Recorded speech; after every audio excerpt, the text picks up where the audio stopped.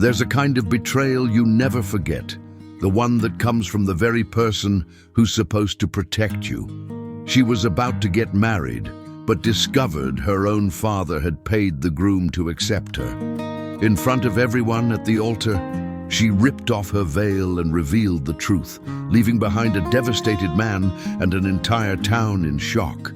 But what no one expected was that from that wreckage, the truest love they'd ever known would be born. This is the story of Clara and Tomas, of wounded pride and silent redemption, of how a new beginning can sprout even from the most painful ashes. Subscribe to the channel for heartwarming stories every day. The morning light crept slowly through the window of the small house next to the school, tinting gold the table where Clara prepared her lessons. She loved that moment. The silence before the children arrived, the scent of still hot coffee, the distant crowing of roosters. Here, in this forgotten village nestled between rolling hills and cornfields, she had found something akin to peace. But peace, she knew, was different from fulfillment. Clara was 28 and carried the weight of never being enough on her shoulders. She'd grown up in a large family, full of boisterous siblings and parents who doled out affection like it was rare currency. She'd always been the overlooked one, the one who didn't cry loud enough, the one who didn't demand attention. By the time she turned 18, she'd become truly invisible. She'd moved to this village 5 years ago after landing the teaching position.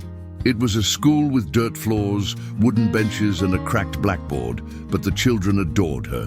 She taught with infinite patience, as if each student carried an entire world within their chest. In the afternoons, when classes ended, Clara baked bread. She kneaded the dough with force, letting the rhythmic motion calm what ached inside. She sold the loaves at the Saturday market, trading them for vegetables, eggs, sometimes a piece of jerky. She survived, and survival for her was a lot, but her heart stubbornly craved more. On the other side of the village, where the dirt road turned into a trail and the fields stretched open to the horizon, stood the Carvalho farm. Or what was left of it. Tomas Carvalho was the last of his line, a 35-year-old man who'd been working alone since his wife died of a fever 6 years prior. He didn't talk about her. He didn't talk about much of anything. Tomas's routine was simple. He woke before the sun, tended to the livestock, mended fences, planted what he could. At night, he'd sit on the porch with a glass of cold coffee and stare at the sky, as if searching for answers that never came. Loneliness was a faithful but heavy companion. The farm was in debt. His father had taken out loans before he died, and Tomas had inherited not only the land, but also the bills. He'd sold part of the herd, given up luxuries he'd never had, but the hole only grew deeper.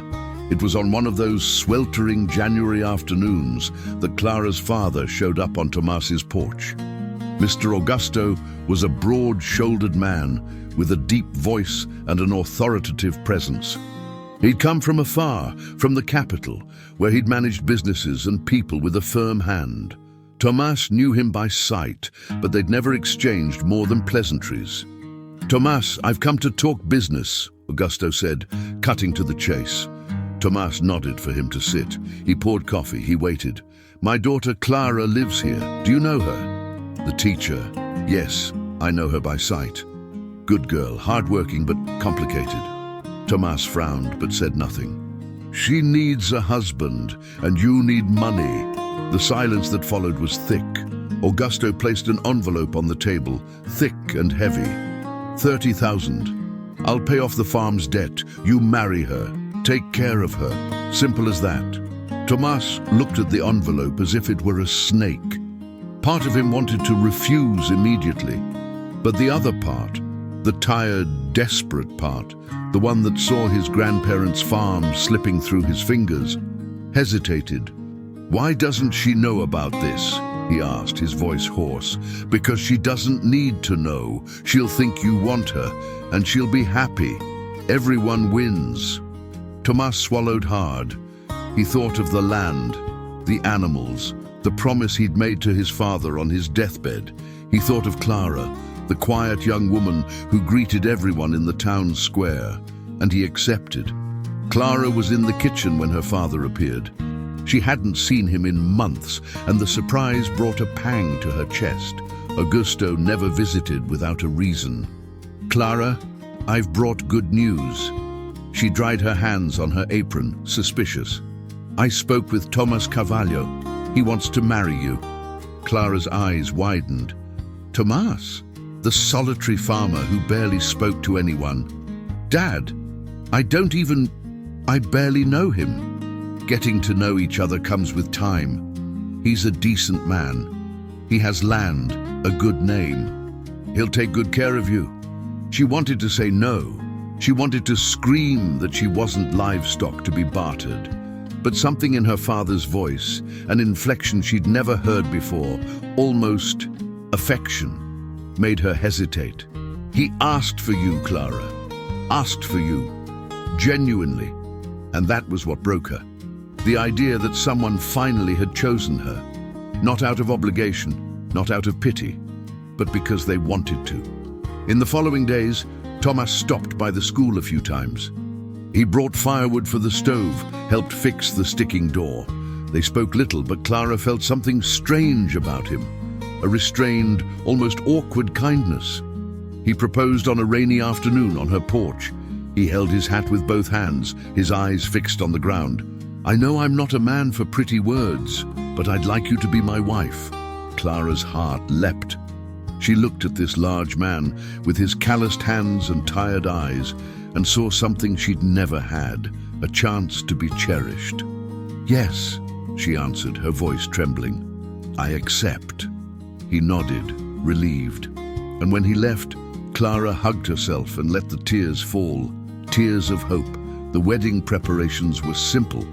Clara sewed her own dress, a plain white fabric that shimmered in the light. The women of the village helped decorate the church with wildflowers. Everything seemed perfect. The day before the wedding, Clara went to the farm to bring some bread she'd baked. Tomas wasn't in the house, but she heard voices coming from the barn. Curious, she approached. And then she heard, "30,000, Tomas. It's here, as agreed." Her father's voice. Clara froze. She hid behind the half-open door, her heart pounding. "Augusto, Tomas's voice sounded tense. "No need to thank me. You settle your debts. She gets a husband. Everyone wins." She doesn't know, does she? Of course not, and she doesn't need to. Women are like that. They believe what they want to believe. Clara felt the world crumble. Her legs weakened. She gripped the wall to keep from falling. 30,000. He didn't want her. He'd never wanted her. She'd been bought like cattle, like an object. She left in silence, walking like an automaton to her house. She locked herself in her room. And for the first time in years, she cried until she had no tears left. The next day, Clara woke with swollen eyes and an empty chest. She put on the white dress. She fastened the veil. She looked in the mirror and saw a stranger. But it was her. The church was full. The school children tossed petals. The pastor smiled. Tomas waited by the altar, serious, his hands clasped. When Clara entered, he felt a strange pang in his chest. She was beautiful, but there was something wrong in her eyes, something extinguished. The officiant began the ceremony. He read the scriptures. He spoke of love and commitment. "Clara, do you accept Tomas as your husband?" Silence. Clara lifted her face. She looked at Tomas.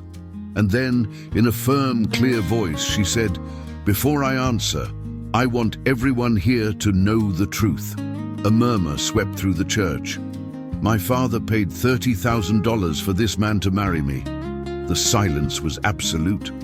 "I am not a choice. I am a transaction." Tomas paled. Augusto stood up, furious. "Clara, have you lost your mind?" She turned to her father, her eyes shining with contained pain. "Lost my mind, or finally seen clearly?" Then, with slow, deliberate gestures, she removed the veil.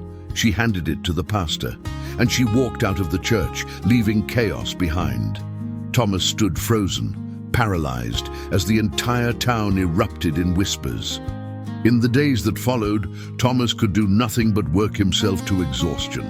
He mended fences that didn't need mending. He plowed fields already plowed, anything to avoid thinking. But at night, when silence swallowed the farm, he saw her face. He heard her voice echoing in the church. "I am a transaction." He didn't sleep. He didn't eat properly. Guilt was a weight crushing his chest. Augusto had vanished from town, humiliated. People talked. Thomas became the target of judgmental stares at the market, but he didn't care. He deserved every single one of them. What gnawed at him was something else. The discovery that at some point between the proposal and the altar, he had fallen truly in love with Clara, for the way she smiled at the children, for her endless patience, for her quiet strength. And now she hated him, justifiably. A week after the wedding that didn't happen, Thomas went to the bank. He withdrew the money Augusto had paid, every last cent, and he went to return it. Clara was in the kitchen when she heard the knock at the door. She thought about not answering, but something made her go. Thomas stood there, holding an envelope.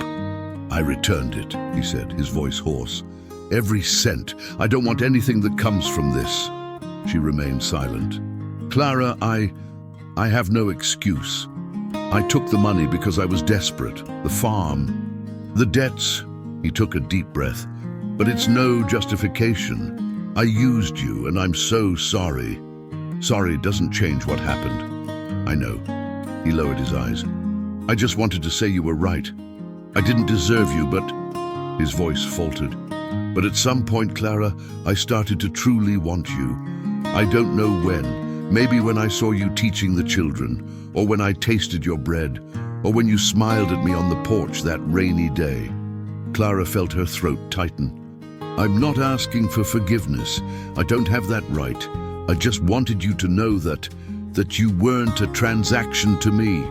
Not in the end." He placed the envelope on the porch and turned to leave. "Thomas," he stopped.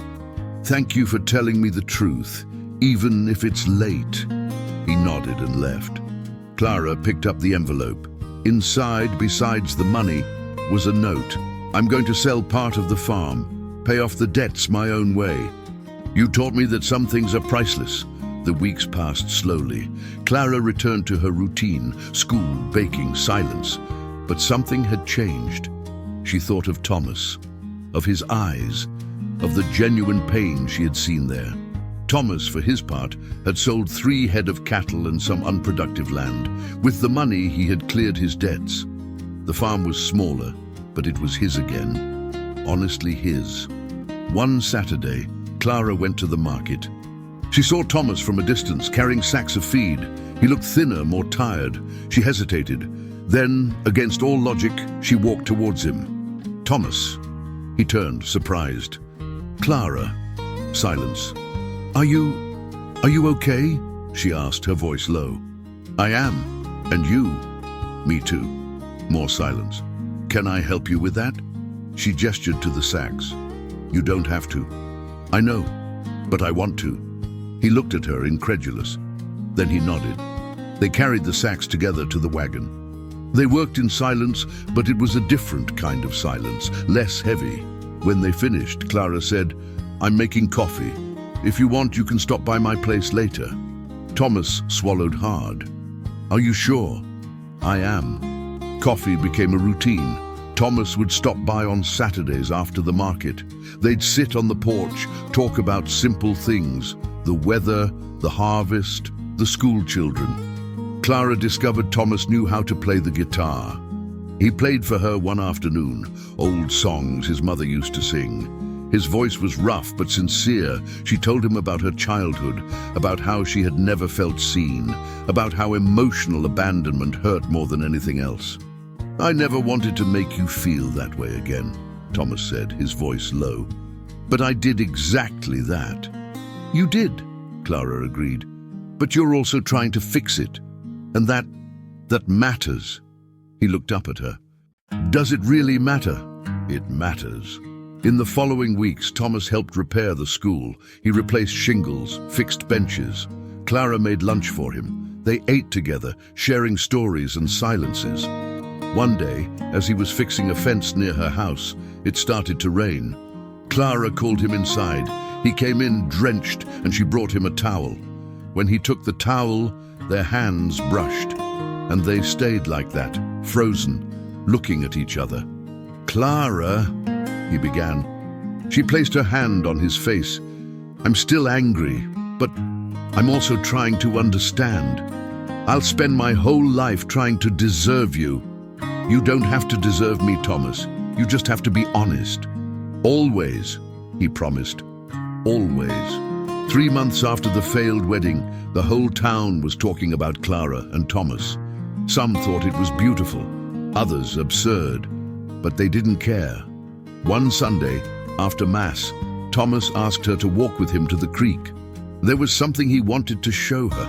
When they arrived, Clara saw a small new fence enclosing a clean patch of land, and in the center, a young ipe sapling planted. "What is this?" "Our beginning," he said. "For real this time. No money, no deal. Just us." Her eyes welled up. Thomas. He knelt. He didn't have a ring, but he had the truth. "Clara, I can't change the past, but I can build the future. With me, you will never be a bargaining chip again. You will be a choice. Every day, I choose you today, I choose you tomorrow, I choose you always." She sobbed. "Marry me?" he asked. "For real this time?" Clara knelt in front of him. She held his face with both hands. "Yes." When the officiant asked if she accepted Thomas, Clara smiled. "I do, with my whole heart." And as Thomas slipped the simple band onto her finger, he said, "You weren't bought, you were won.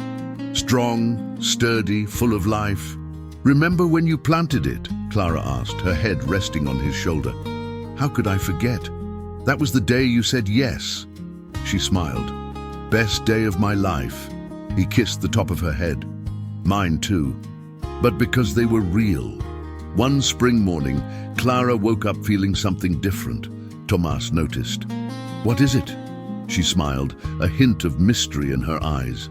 I think we're going to need a crib. We're going to be parents. And when it finally blossoms, it's forever. If this story touched you, subscribe to the channel and turn on notifications to receive new stories every day.